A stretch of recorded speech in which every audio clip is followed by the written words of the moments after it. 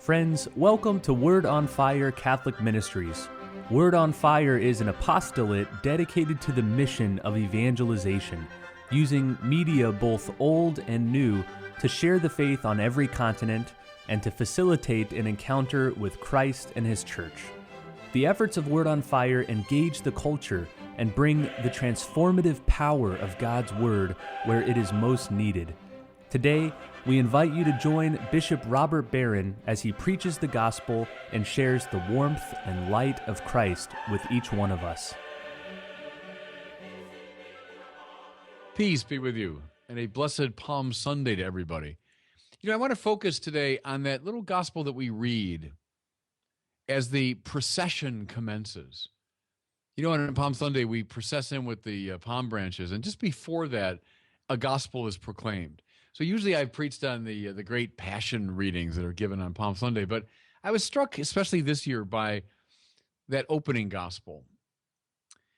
Many years ago, I saw the mass card of a young man who was about to be ordained to the priesthood. On the front was a picture I don't remember, but on the back was a single line. You know how often you have a little theme or a little motto on the back of the card? This was a single line. The master has need of it, ... The master has need of it. It's a line that can be found in the gospel that we proclaim at the beginning of Mass today, before the procession with palms. And you know what the setting is? It's Jesus' instructions to the disciples, whom he's sending into Jerusalem to prepare for his triumphal entry. They are told to untether a donkey, and if there's any protest from the owner, it's like stealing someone's car today. So you're taking the animal. If the owner protests, they are to say simply, the master has need of it. Now, I remember this years ago, but I thought, what a wonderful motto for a priest on the day of his ordination.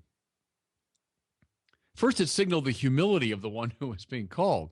I've been to a lot of priests' first masses, and there's always this danger of, ego inflation and, hey, it's my big day and look at me. And we talk about some guys preparing to come in on the back of an elephant. And, so the first mass can become quite an ego boost. But this fella was implying, hey, I'm like a donkey. I'm not coming in on elephant back. I'm this humble animal that's made for work. Not very graceful. A donkey's not like a beautiful racehorse or like a leopard or something. This sort of humble, ungraceful animal, unlikely to draw attention to itself. And even, I love this on the card, the use of the very impersonal pronoun it. The master has need of it. Secondly, I love the placing of the priest's life utterly in the context of what the master needs. What he was saying was, his life did not belong to him anymore. He was saying, I put aside my own projects and career plans and expectations. And he was willing to live in accord with the needs of Christ. He was announcing from this day forward, I am an instrument of Christ's purposes, period. The master has need of it, period. Well, this is true in a unique way of a priest, but listen, it's also true of any baptized follower of Jesus. Baptism is described as a character sacrament, holy orders too, and confirmation, meaning that it permanently marks you. I remember a wonderful priest, he's gone to God now, but gave our retreat when our deacon class was getting ready for priesthood ordination. And he said, like it or not, you will always be a priest. If you do something bad, you'll be the bad priest. You fall from grace, you'll be the fallen priest. You leave the priesthood, you'll be an ex-priest. His point was, like it or not, you're going to be marked. And indeed, that Greek word charakter, which stands behind character, means literally brand. Think about that. a brand, like the brand a rancher would put on his cattle, signaling that they belong to him. And, stay with that. So that we got the donkey, the master has need of it.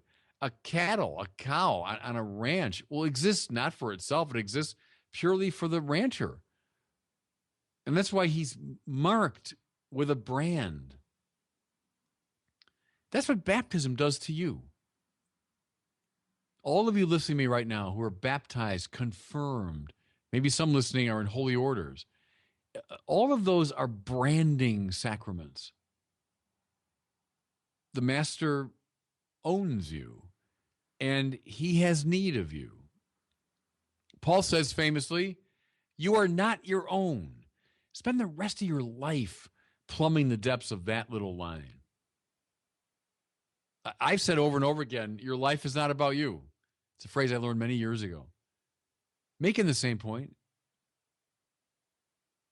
Stay with that phrase again, has need of it. Strictly speaking, God has no need of anything.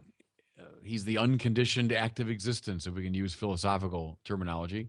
God doesn't need our praise or our good works or anything.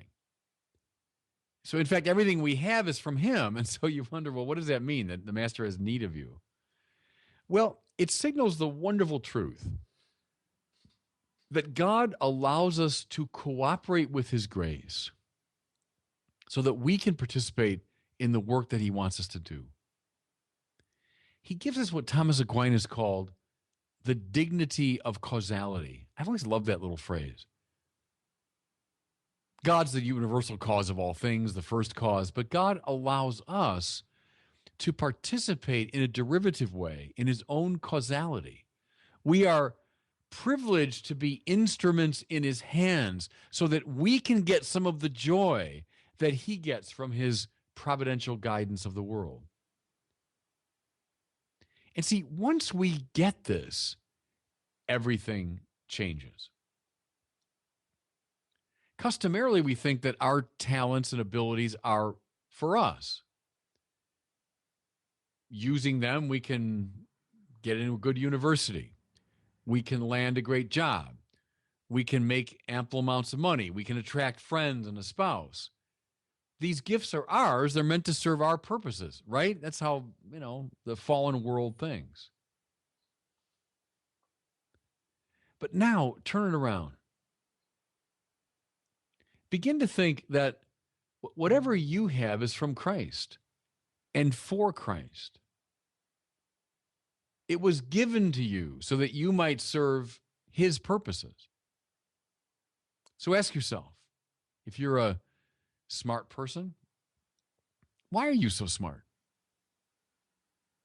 How come you're smarter than most of your peers? Oh boy, it's lucky and it's great. It means I can outperform them on the SAT and get into a better university and land a better job and get rich. And did it ever occur to you it might be so that you can use your mind to serve the Lord, as Thomas Aquinas did, as Augustine did?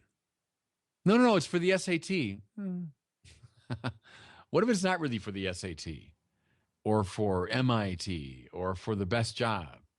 It's so that you can serve the Lord quietly, humbly, with your mind.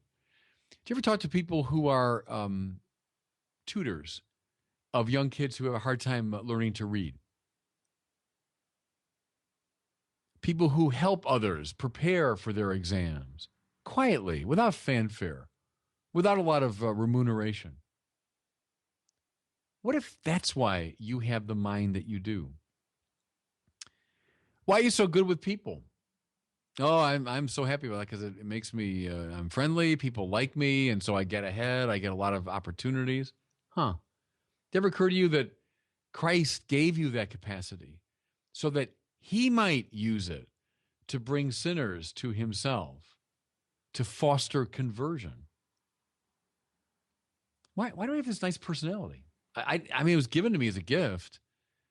Maybe my purpose is to use it because the master has need of it. How come you're so good with kids? Maybe you're real comfortable around children. They respond to you very readily. Ever occur to you that you're meant to use this gift as Don Bosco did?